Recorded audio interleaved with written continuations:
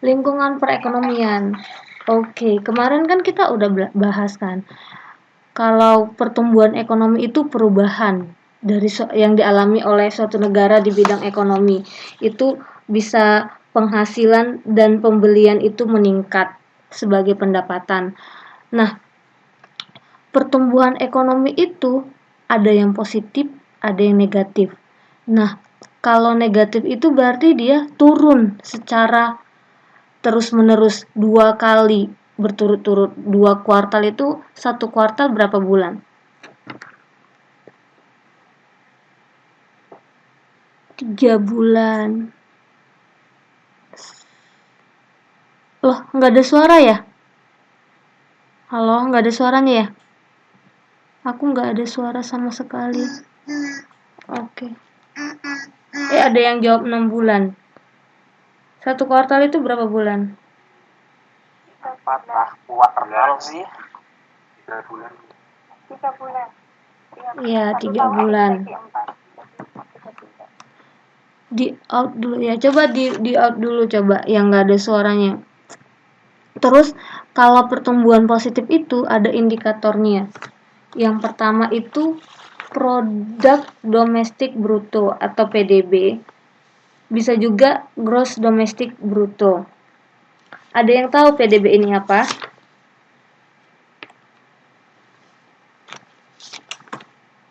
PDB itu total produksi barang dan jasa dan total pendapatan secara nasional.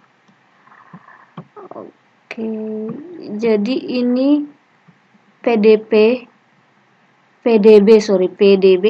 ini total barang dan jasa dan total pendapatan secara nasional. Ini gross domestic product juga sama. Pendapatan nasional atau seluruh pendapatan. Yang ini seluruh pendapatan secara nasional, yang ini total pendapatan barang dan jasa. Rumusnya, bagaimana sih cara menghitung pendapatan nasional? Konsumsi ditambah, ada yang tahu ini rumusnya? Konsumsi ditambah investasi, C-nya konsumsi, I-nya investasi, G-nya itu pengeluaran pemerintah, dan XM ini, yang ini ekspor dan impor. Jadi untuk mendapatkan total pendapatan nasional, berapa sih total pendapatan nasional kita misalnya per kuartal tadi, per 3 bulan itu, konsumsi kita per kuartal ditambah investasi, ditambah gross ini pengeluaran pemerintah, ditambah ekspor dikurang impor. Itu untuk mendapatkan pendapatan nasional secara nasional, atau barang dan jumlah total barang dan jasa selama 1 kuartal atau 1 tahun misalnya. Terus yang ketiga itu yang mempengaruhi pertumbuhan ekonomi ialah tingkat pengangguran. Ayo, menurut kalian semakin banyak pengangguran, ekonomi kita semakin bagaimana? Makin melemah dan daya belinya juga kurang baik. Oke, benar sekali. Jika semakin banyak pengangguran di Indonesia, otomatis ekonomi melemah karena daya beli juga melemah. Nah, menurut Madura 2007 ada beberapa jenis pengangguran. Jadi pengangguran itu juga ada beberapa jenisnya. Yang pertama itu bisa dilihat pengangguran friksional atau natural. Ini yang bersifat sementara, yang disebabkan oleh kaliannya yang kurang sesuai dengan pasar tenaga kerja, namun mendapat kesempatan di tempat lain. Ini bisa jelaskan contohnya apa? Ada yang tahu?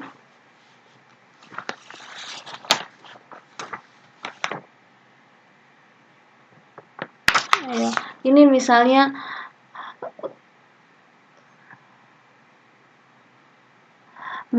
dia seorang arsitek, misalnya dia tamatan dari arsitek. Terus sementara saat ini yang lagi booming itu atau yang lagi bagus-bagusnya pekerjaan misalnya di bidang e-commerce misalnya bekerja di Traveloka, Tokopedia gitu-gitu. Nah, jadi dia pengangguran gara-gara pasar tenaga kerja sedang membutuhkan orang-orang yang bisa di dunia e-commerce, misalnya anak manajemen seperti itu, lulusan manajemen. Kan tidak butuh arsitek karena dia e-commerce itu kan dia lebih ke website kan, jualan online begitu-begitu. E-commerce namanya e-commerce kan. Nah, yang untuk arsitek bangun-bangunan jarang gitu, sementara yang lulusan arsitek banyak seperti itu. Itu pengangguran natural atau pengangguran friksional yang bersifat sementara karena keahliannya kurang sesuai dengan pasar saat itu, pasar tenaga kerja pada saat itu. Terus pengangguran musiman disebabkan karena keahliannya belum dibutuhkan di masa atau kurun waktu tertentu. Nah, misalnya sekarang ini lagi virus-virus corona. Jadi, ya banyak ya yang misalnya nggak dibutuhkan, misalnya kayak perusahaan banyak yang ditutup atau banyak yang misalnya dirumahkan sementara. Nah, itu disebabkan karena masanya atau kurun waktu tertentu. Tapi nanti juga petani Bu kalau musim kemarau, iya petani juga musim kemarau. Ada lagi nggak pengangguran musiman? Iya bidang pertanian, benar. Bidang pertanian juga. Bidang perikanan. Kalau ikan sih ya, kayaknya misalnya gini ya, kalau kita bilang ke perikanan, kalau menurut saya ya, misalnya bulan apa gitu musim ikan bisa aja sih dibuat ikan gitu kan, tinggal beli bibitnya. Misalnya kalau musim dingin ikannya yang sesuai dengan musim dingin apa kan kita bisa jual ikannya apa gitu kan, kita bisa jual ikan sesuai dengan musimnya. Kalau kuli bangunan kalau musim hujan, iya bisa juga sih kuli bangunan kalau musim hujan. Ada lagi, kita lanjut ke pengangguran siklus disebabkan oleh buruknya kondisi perekonomian ketika permintaan produk pedagang trompet. Iya benar, pedagang trompet. Disebabkan oleh buruknya kondisi perekonomian ketika permintaan produk dan jasa menurun maka menyebabkan pengurangan tenaga kerja. Nah, ini banyak sekali sekarang contohnya ya pengangguran siklus. Kondisi perekonomian yang buruk. Ini apa contohnya? Kan sekarang nih ekonomi kita lagi buruk nih. Banyak yang pasti pengangguran. Pedagang petasan iya tadi mah. Pemandu wisata iya. Pemandu wisata juga bisa. Apalagi PHK pabrik iya.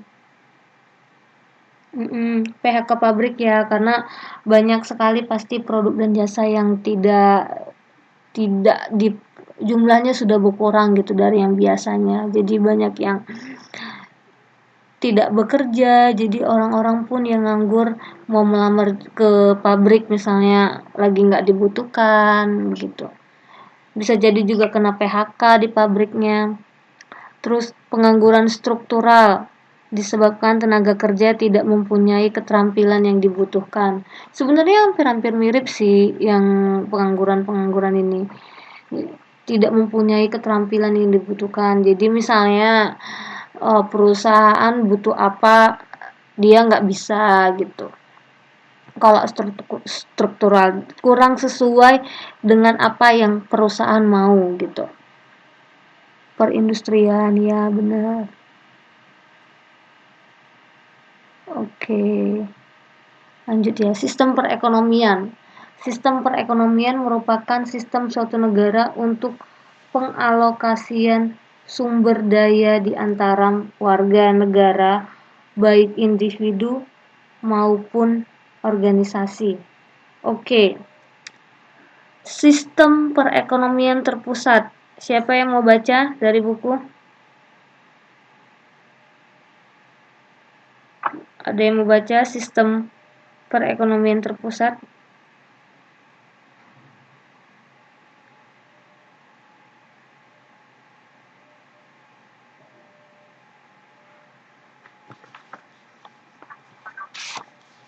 Instruksi Bu. Ya. Iya Nia, silakan.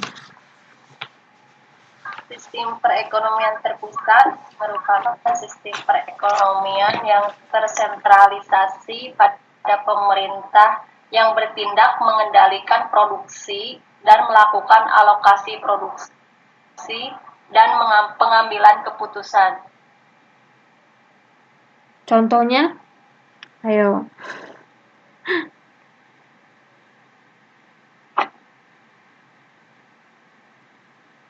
Ya, itu bentar Bu.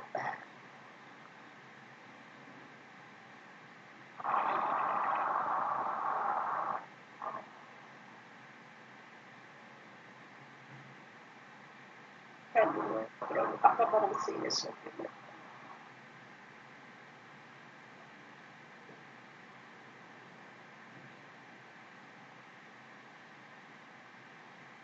Oke. Pemerintah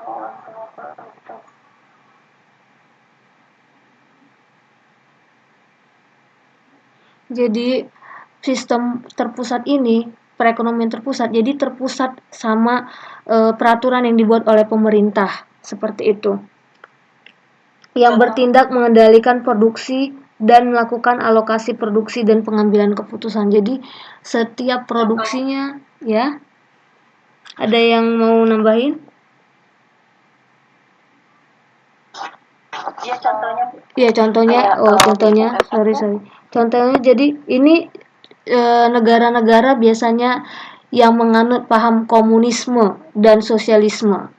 Siapakah penganut paham komunisme yang terkenal di negara? Siapa? Tiongkok. Tiongkok ya, benar. Republik Tiongkok atau Republik Cina. Korut Bu. Siapa? Korut ya, Korut lagi ya, komunis. Ada lagi? Vietnam, Bu. Vietnam. Iya, ada lagi? Jerman Bu. Ada lagi? Korea.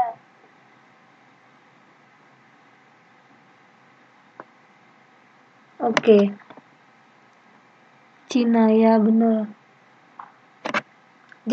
Jadi kalau di sistem perekonomian terpusat ini ada seorang ahli mengatakan, Karl Marx, kalau bisa katanya pemerintah sendiri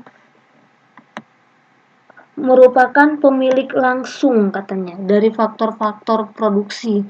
Jadi semua produksi barang itu benar-benar dikendalikan oleh pemerintah, terpusat oleh pemerintah. Nah, yang kedua, sistem perekonomian pasar. Ayo, siapa yang mau baca sistem perekonomian Saya, pasar? Bu. Ya, silakan. Sistem ekonomi pasar itu ya, Ya. semua pengelolaan ekonominya yang jadi diserahkan pada masyarakat tanpa campur tangan pemerintah. Jadi langsung pasar. Contohnya itu kayak misalkan saat diadakan yang namanya ekspor impor. Jadi pemerintah itu tidak mengenakan pajak terhadap barang tersebut. Kalau ekspor impor pemerintah mengenakan pajak apa enggak? Nanti kita bahas di modul 2, ada di modul 2. Jadi itu yang dibilang Jaini tadi itu udah seperti perdagangan bebas, perdagangan internasional kalau udah ekspor impor. Kalau contohnya yang pasar ini apa? Contohnya pasar. Tadi benar pengertiannya benar, tapi contohnya kurang tepat.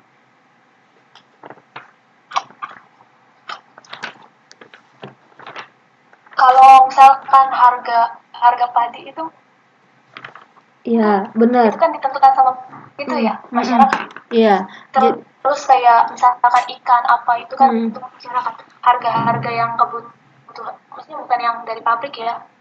yang mereka bisnisin sendiri. Iya benar. Bisnisin sih. Jadi Yang mereka apa ya? iya benar ini benar. Jadi dia kalau dia sistem perekonomian pasar itu diserahkan ke individunya. Misalnya tadi petani, ya petani bikin harga sendiri. Dia tidak dikuasai oleh pemerintah seperti sistem perekonomian terpusat tadi. Jadi benar-benar mekanisme cara penjualan barang dan jasa itu memang diserahkan ke individunya atau pihak yang berkepentingan. Seperti itu. Beda tadi sama yang terpusat ini pemerintah yang ngatur. Nah, kelihatan ya bedanya yang dua ini. Nah, kalau campuran gimana? Ayo, siapa yang mau baca? Saya Bu. Gantian. Yang udah Gantian siapa nih? Yang udah ngalah, yang udah. Iya, yang udah ngalah. Bu. Ya, Bu, belum, Bu. Suci. Oh iya. Sistem perekonomian campuran adalah suatu sistem ekonomi di mana pihak pemerintah dan swasta saling bekerja sama dalam menjalankan roda perekonomian di suatu negara. Iya, benar sekali. Suci. Jadi sistem perekonomian campuran ini gabungan dari si yang dua ini tadi, sistem perekonomian terpusat sama pasar. Jadi pemerintah dan masyarakat atau individu yang menjual barang dan jasanya itu saling bekerja sama. Jadi dalam hal ini pemerintah dapat mengendalikan misalnya perbankan, transportasi, atau industri yang menghasilkan barang yang digunakan oleh seluruh warga masyarakat. Misalnya apa? Kalau contoh transportasi, bus ya. Bus. Jadi harga bus itu kan tidak ditentukan oleh supir angkot sendiri atau ya supirnya sendiri, tetapi bekerja sama dengan pemerintah. Misalnya kalau BBM-nya naik, oke, harga busnya juga naik. Atau misalnya BBM-nya naik, tapi ada kontribusi, ada subsidi. Nanti kita bahas. Ada subsidi dari pemerintah untuk untuk mengatasi kenaikan BBM. Jadi pemerintah Indonesia sama masyarakat atau individu yang terlibat dalam penjualan barang dan jasa itu saling bekerja sama seperti itu. Kalau di perekonomian campuran biasanya kebanyakan negara itu menggunakan sistem perekonomian campuran. Oke, ini tadi udah bisa dibaca sendiri tabelnya ya, ini beda-bedanya. Oke, ini perdagangan bebas dan kekuatan penawaran. Ini nanti kita bahas pasar bebas. Persaingan dalam sistem. Nanti ini kita bahas oligopoli, pengukuran kondisi perekonomian. Oke, kita bahas yang ini. Jadi tadi kita sudah bahas kan, agregat itu tadi apa? Ada yang masih ingat? Baru tadi agregat.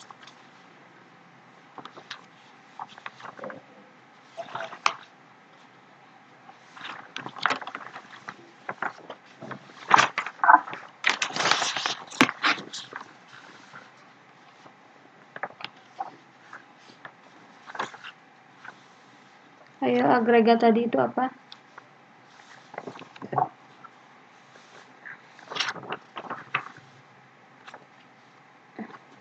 Pendapatan agregat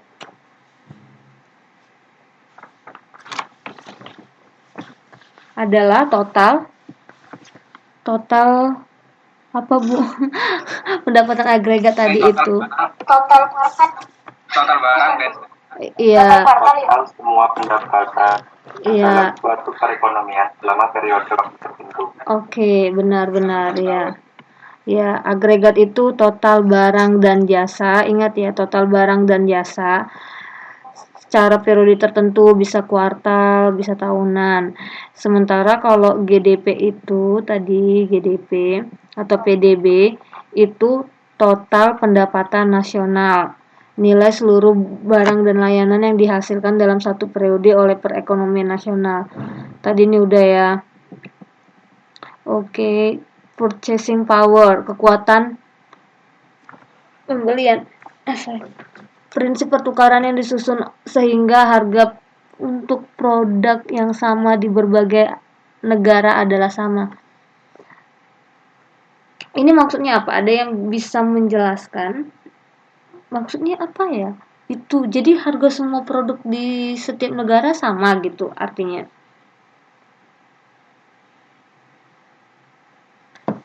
Ayo, kekuatan pembelian.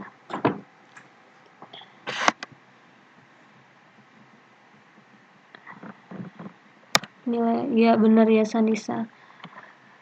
Jadi kekuatan pembelian, kalian pernah beli ini enggak? Kalian pernah beli, bandingin misalnya kalian beli sesuatu barang dari Taiwan, tetapi kalian bandingin harganya dengan Indonesia, itu sama harganya. Saya kemarin bandingin harga Onitsuka yang dijual di Taiwan sama Onitsuka yang dijual di Indonesia. Website resmi ya maksud saya. Dan itu sama. Nah, itu yang dinamakan kekuatan purchasing power. Itu juga untuk pengukuran kondisi perekonomian. Jadi harganya itu sama gitu. Nggak ada ruginya, nggak ada ininya. Sesuai kalau misalnya gimana ya caranya? Misalnya ya, Onitsuka yang ada di Indonesia harganya misalnya 1 juta. Nah, di Taiwan harganya 2.300. Jadi dia harganya sama gitu. Ngerti kan? Kalau kekuatan pembelian. Jadi di setiap negara itu harganya sama. Defisit anggaran. Defisit. Ada yang tahu pengertian defisit?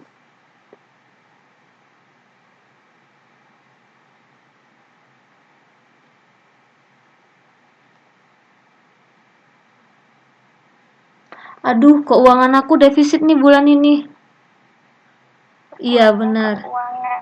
Pengeluaran lebih banyak dari pemasukan. Jadi, kalau defisit anggaran itu sama, pengeluarannya lebih banyak dari biaya dari anggaran tersebut. Dari pemasukan anggaran tersebut. Pengeluaran anggaran tersebut lebih banyak dari pemasukan anggaran tersebut. Kalian jangan sering defisit ya. Oke. Neraca. Nah, ini ada pengukuran kondisi perekonomian. Pertama dari neraca perdagangan.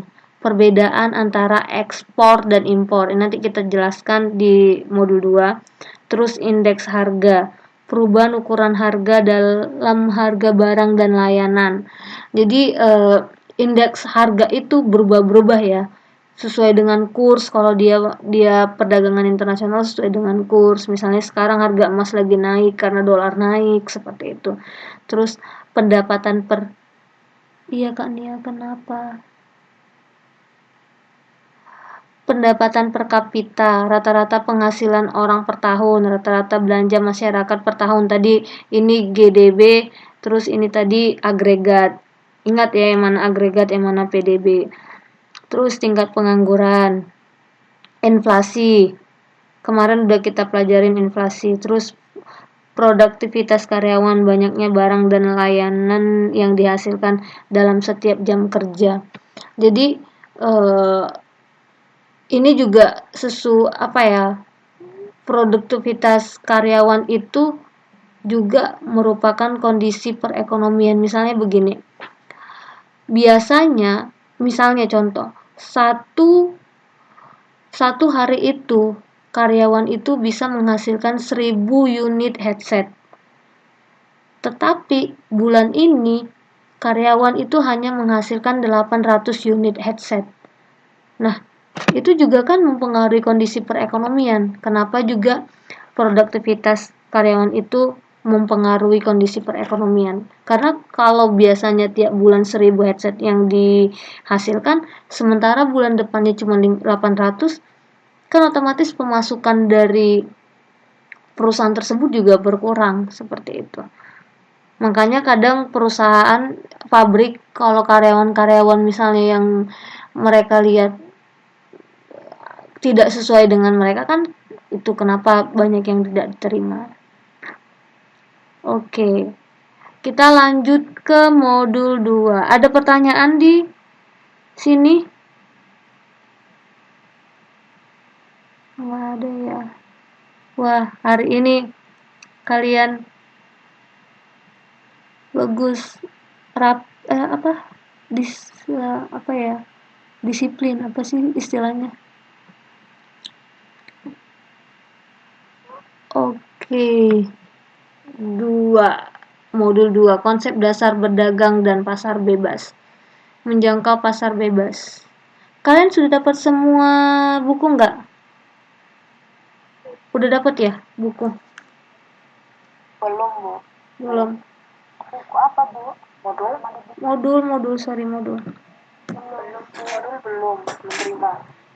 Belum, Ibu, belum ada modul karena masalah corona ini, jadi ekspedisi ini terhalang gitu, Bu. Jadi terus juga ada pergantian modul dari UT-nya gitu, jadi terlambat. Oke. Kita lanjut. Jika saya mengatakan globalisasi, kira-kira apa yang ada di pikiran kalian? Globalisasi. Yang ada di pikiran aja globalisasi. Jika saya katakan globalisasi, muncul pertama kali? Ya, boleh. Globalisasi dalam pikiran saya itu bebas. Jadi kalau untuk cuman globalisasi itu bebas tanpa ada namanya batasan. Oke. Mantap. Ada lagi selain Suci? Saya, Bu, Menurut saya globalisasi itu mencakup seluruh dunia gitu, Bu. Oke. Mencakup keseluruhan. Oke. Siti, terima kasih. Ada lagi?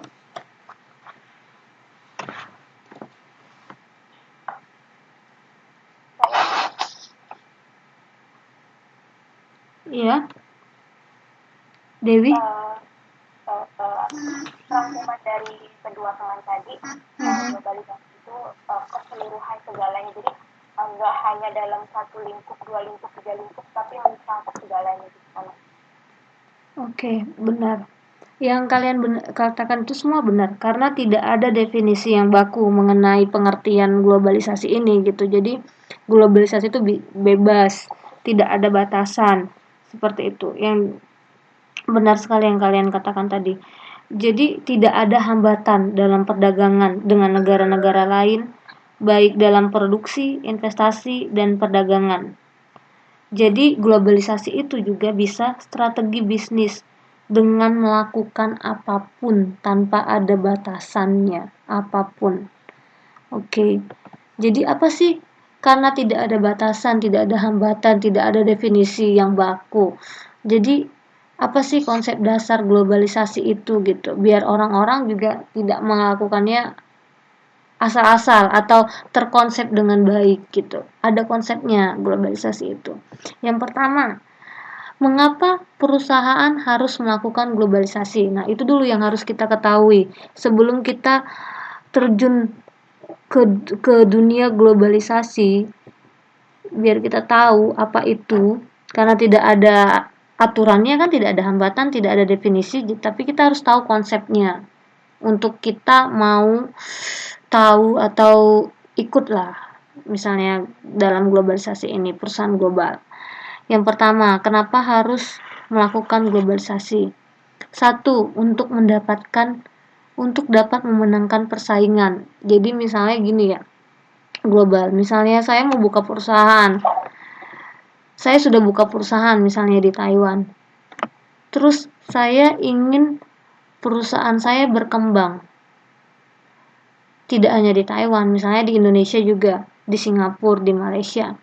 Nah, untuk dapat memenangkan persaingan, saya butuhkan untuk membuka perusahaan saya ke yang lebih luas lagi, yang lebih global, misalnya Singapura, Indonesia, dan lain-lain. Oke, yang kedua, untuk dapat mengendalikan biaya. Ini maksudnya apa? Untuk dapat mengendalikan biaya. Biaya apa yang dikendalikan? Ayo, ada semua di Biaya produksi, Bu. Biaya produksi. Kenapa misalnya kamu ya, kenapa kamu ingin mengendalikan biaya produksi? Pada dasarnya semua perusahaan itu dengan tujuan dengan modal yang sedikit tapi menghasilkan nilai yang besar. Oke. Benar. Ada lagi? Saya Bu,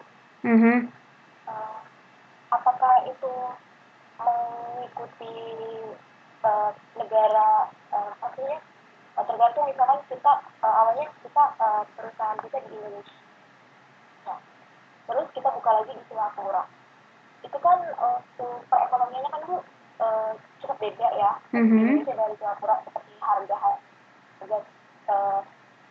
produksinya juga beda gitu. Mungkin mengendalikan biaya yang dikeluarkan, modal yang dikeluarkan di Indonesia dan juga modal yang dikeluarkan di Singapura. Iya. Ada lagi?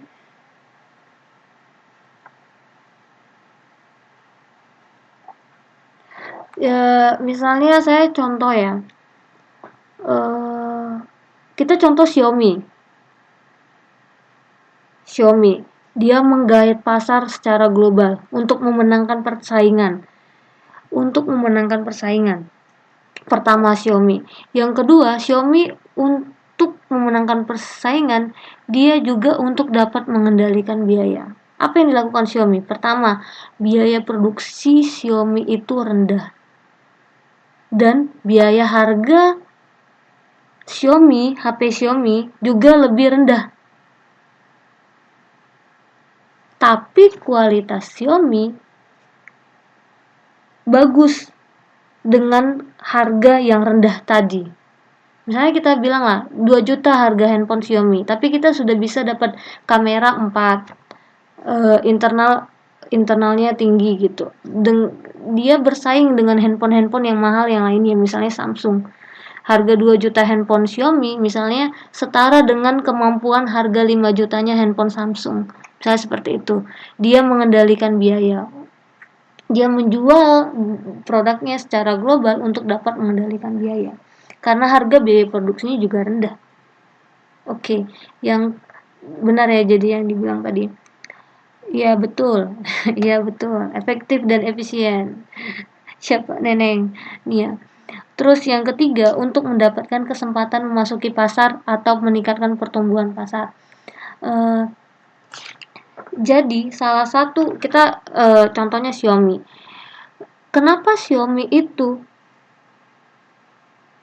biayanya harganya rendah dengan kualitas yang menurut kita seperti yang saya katakan tadi, dia bisa bersaing dengan handphone mahal lainnya seperti Samsung, iPhone gitu, dengan kualitas-kualitas yang dimiliki oleh handphone lain. Kira-kira kenapa Xiaomi bisa mendapatkan kesempatan memasuki pasar? Kira-kira kenapa produk Xiaomi kan termasuk baru ya 2000, saya kalau nggak salah itu 2000 masuk ke Indo ya. Antara 2013 apa 2014 yang benar-benar pertama kali masuk ke Indo. Dan saya ingat pertama kali masuk handphone Xiaomi ke Indo itu langsung pre-order di kalau nggak salah Lazada atau di mana gitu. Pokoknya di e-commerce itu langsung pre-order, berapa jam langsung habis. Saya tahu karena saya ikut ya pre-ordernya. Dan kenapa gitu? Alasannya kenapa? Iya.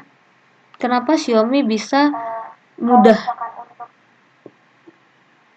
Alasan kenapa Xiaomi bisa mudah memasuki pasar ya? Itu karena kualitas dia, tapi ini dengan harga seperti yang Ibu jelaskan tadi. Harga 2 juta dia untuk produknya itu setara dengan Samsung yang harganya 5 juta gitu. Mungkin kenapa perbedaan harga Xiaomi dan harga Samsung begitu jauh? Mungkinkah karena Samsung lebih punya apa Bu, dan Xiaomi kayak produk biasanya kan kalau produk baru kan mereka kayak baru promosi dulu deh gitu, nggak mengambil keuntungan lebih banyak dulu gitu, jadi dia mencoba untuk memasuki pasar terlebih bukan mengambil keuntungan sebanyak-banyaknya. Oke. Jawabannya bagus, Dewi. Harganya murah, spesifikasi sama yang mahal. Jadi, Xiaomi itu dia kan kita nggak tahu nih kualitasnya. Kayak saya nggak tahu pertama kali kualitasnya Xiaomi itu apakah bagus atau tidak. Karena itu baru pertama kali muncul di Indonesia. Tapi saya berani ikutin pre-ordernya. Kenapa? Karena saya lihat langsung testimoni jujur dari satu orang ke satu orang ke satu orang, bahwasanya produk itu memang berkualitas bagus dengan harga segitu.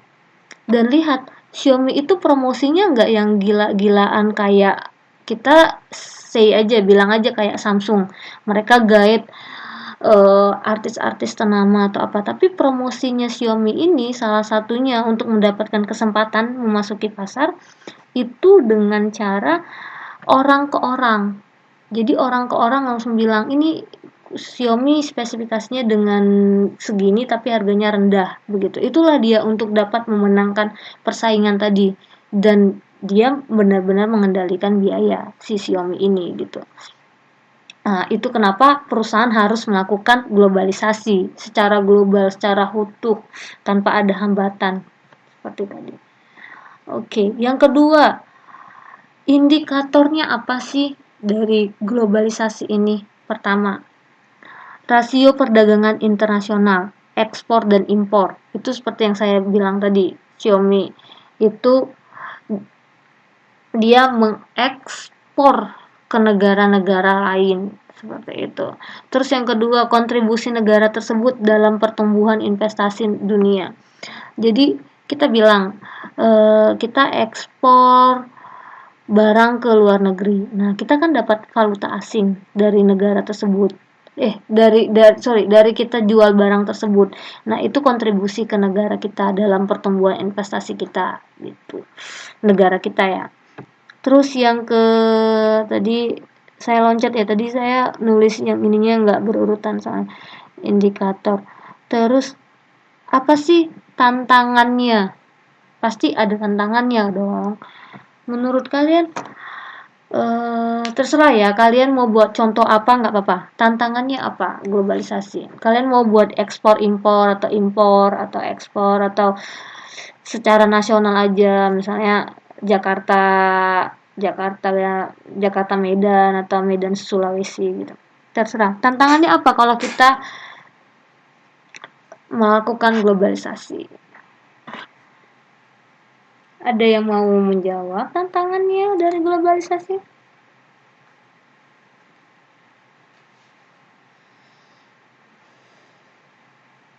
Halo Ibu. Iya, Suci. Saya boleh menjawab.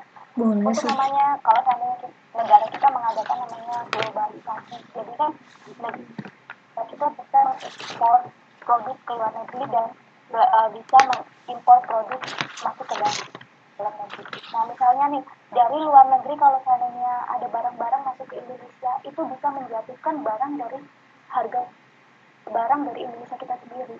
Karena biasanya produk dari luar negeri, misalnya kayak handphone atau yang lain-lain, itu mereka itu lebih canggih dan harganya itu relatif lebih murah, dan sedangkan produk dari Indonesia sendiri itu biasanya harganya lebih mahal, sehingga untuk masyarakat itu lebih memilih ke produk asli. Jadi barang kita tuh agak kurang laku di masyarakat kita sendiri.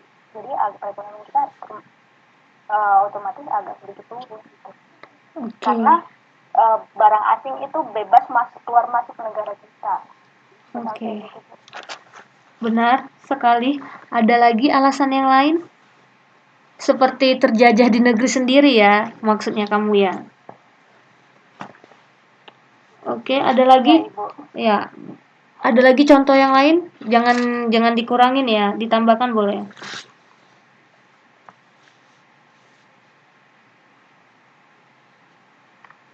Tantangan apa lagi?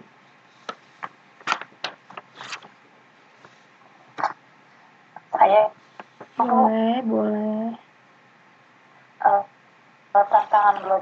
Jadi dalam bidang politik itu akan menimbulkan ketergantungan.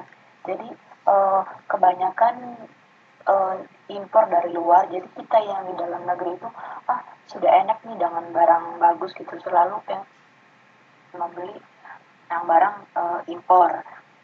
Yang pertama, terus dalam bidang budaya itu karena globalisasi, jadi percampuran budaya antara budaya luar sama budaya Indonesia itu mudah sekali gitu tercampur. Oke. Benar sekali. Jadi di sini ada 4. Pertama, penanganan masalah organisasi global. Jadi, organisasi global menangani permasalahan yang tidak dapat diselesaikan tetapi harus dikelola. Tadi seperti yang dibilang tadi, ada budaya, ada permasalahan budaya, terus juga merasa terjajah di negeri sendiri karena kebanyakan yang diekspor gitu. Jadi, menangani permasalahan organisasi secara global itu juga tantangan tersendiri bagi organisasi tersebut. Terus kedua, keberhasilan organisasi global. Nah, ini apa maksudnya? Kenapa keberhasilan organisasi global menjadi tantangan tersendiri dalam dunia globalisasi? Tadi yang teman kalian sebutkan itu adalah tantangan contoh pertama. Nah, kalau yang kedua contohnya gimana? Yang keberhasilan organisasi global.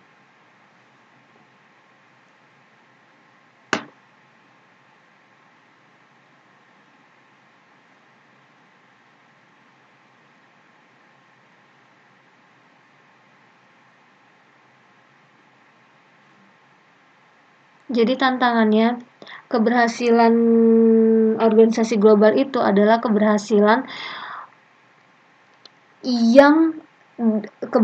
yang berasal dari hal-hal yang tidak terwujud, yang tidak dimiliki oleh organisasi tersebut. Jadi keberhasilan global itu jika kita misalnya perusahaan A, terus perusahaan B yang berhasil, tapi kita nggak berhasil gitu. Jadi memang itu keberhasilan globalnya si perusahaan B, tapi kita sebagai perusahaan A tidak berhasil, seperti itu. Itu tantangan tersendiri sama kita. Bisa dibilang sih kayak kalah saing gitu. Terus yang ketiga, pemimpin meningkatkan pengelolaan. Itu pada berbagai bentuk perbedaan. Jadi kalau kita pengelolaan juga kita bikin, misalnya dalam perusahaan kita kelola di sana sini, misalnya kita buat produk baru atau kita jualan mie instan gitu kan. Perusahaan kita memproduksi mie instan dengan packaging yang baru, dengan bungkus yang baru, misalnya packaging yang baru. Nah, tapi itu kan susah juga, merupakan tantangan tersendiri. Kira-kira orang-orang yang dulunya suka mie instan kita suka nggak dengan packaging kita yang baru, suka nggak dengan warnanya, suka nggak dengan ininya, suka nggak dengan bentuknya yang baru. Nah, itu kan juga merupakan tantangan tersendiri bagi perusahaan tersebut. Terus yang keempat, manajemen dan organisasi bisnis mengasumsikan peran baru yang belum direncanakan di masa lalu. Nah, misalnya ini gini, di tahun ini kita sudah buat perencanaan untuk perusahaan kita tahun depan. Biasanya ada kan kayak buat misalnya laporan keuangan atau program-program atau hal-hal yang mau kita buat di tahun depan. Nah, sementara waktu kita udah di tahun depan, itu kita benar-benar buat baru. Yang kita rancang, misalnya kita buat program, misalnya buat produk baru mie instan, packaging mie instan A kita buat jadi baru gitu. Sementara di tahun berikutnya kita bukan buat packaging yang baru, tapi kita buat mie instan dengan nama baru. Nah, itu kan belum direncanakan dan itu merupakan tantangan tersendiri. Sementara tahun sebelumnya kita rencanakan cuman buat packaging mie instan yang baru, bukan mau buat mie instan yang baru. Itu merupakan tantangan tersendiri. Pesaing mungkin Bu, ya ayo. Oke, terus yang keempat, kalian pernah dengar dong pastinya internasionalisasi. Jadi menurut kalian, jika kalian mendengar internasionalisasi, kira-kira apa bedanya dengan globalisasi? Ayo, yang ini sekarang. Boleh Ya, jawab? boleh. Perbedaan antara globalisasi dan namanya internasionalisasi. Kalau internasionalisasi itu mengacu pada cara di mana perusahaan atau pasar meningkatkan jejak atau pengaruhnya di pasar internasional atau lebih menekankan pada hubungan antar negara. Sedangkan namanya globalisasi itu mengacu pada proses di mana pasar dan ekonomi lokal secara keseluruhan terhubung dengan negara lain atau terfokus pada kegiatan yang mengutamakan negara. Oke, benar sekali. Terima kasih Dewi ya. Suci. Jelas sekali ya yang dikatakan Suci tadi. Jadi kalau di globalisasi itu pengaruhnya itu satu dari beberapa faktor yang dapat mempengaruhi bagaimana bisnis beroperasi. Dan pengaruh globalisasi seringkali di luar kendali bisnis secara individu karena dia mencakup seluruhnya. Tadi seperti yang dibilang Suci, pasar dari negara sendiri, tapi kalau internasional kan negara per negara seperti itu. Terus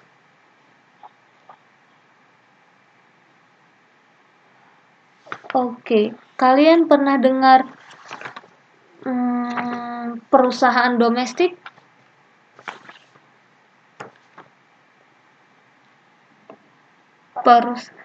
Perusahaan domestik. Perusahaan dalam negeri. Terus kira-kira kalau perusahaan dalam negeri itu apa saja jenis-jenis persaingan harganya? Misalnya gini kan, kalau di perusahaan dalam negeri kira-kira persaingan harganya itu apa-apa aja gitu. Biaya produksi, ya benar, biaya produksi. Ada lagi, kita pasti bersaing secara produksi kan, biaya produksi. Maunya lebih rendah, agar kita jualnya juga lebih rendah gitu. Nilai mata uang. Enggak, kita bicara perusahaan domestik. Ini domestik, bukan internasional. Kalau tadi bicara internasional, nilai mata uang mungkin mempengaruhi. Tapi tadi saya katakan kan ada tadi di sebelumnya nilai mata uang pun nggak mempengaruhi. Misalnya tadi saya kasih contoh. Ada tadi purchase apa tadi? Kesamaan harga, purchase power. Onitsuka harganya di Indo misalnya 1 juta, di Taiwan 2.300. Disamakan harganya biasanya. Persaingan merek, pasar, oke. Perusahaan domestik itu pertama tadi siapa tadi yang bilang gini? Bentar saya cek dulu namanya. Distribusi, tadi benar. Perusahaan lokal. Perusahaan lokal, Suci.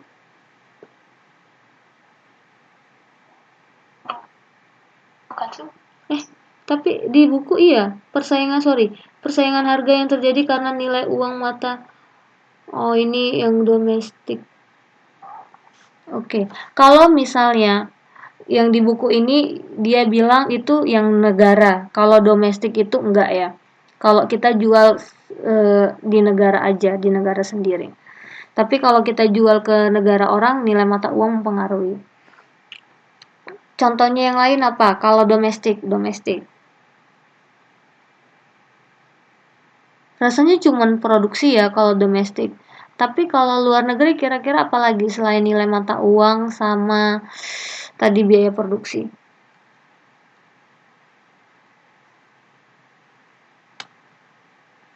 Ini ada di buku nih. Menurunnya harga produk impor yang disebabkan oleh praktik dumping. Praktik dumping merupakan penjualan produk impor pada harga yang lebih rendah daripada biaya produksi dan distribusi. Jadi bisa juga gara-gara produk impor kita harganya lebih rendah dari biasanya, kayak gitu. Iya benar, praktik dumping. Oke, tapi kalau dia domestik, perusahaan domestik itu cuma dipengaruhi oleh harga produksi. Tapi kalau dia produk impor itu harganya biasanya dipengaruhi oleh produksi, nilai mata uang, sama praktik dumping. Ingat ya.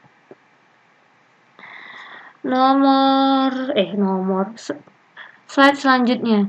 Nah, kalau ngomongin globalisasi, berarti kita tidak lepas dari yang namanya berdagang. Baik berdagang di negeri sendiri maupun berdagang di negara lain. Kira-kira apa yang Anda ketahui dengan berdagang dan berdagang dengan negara lain? Ayo. Apa yang Anda ketahui? Boleh. Irfanji, Bu. Irfanji, boleh?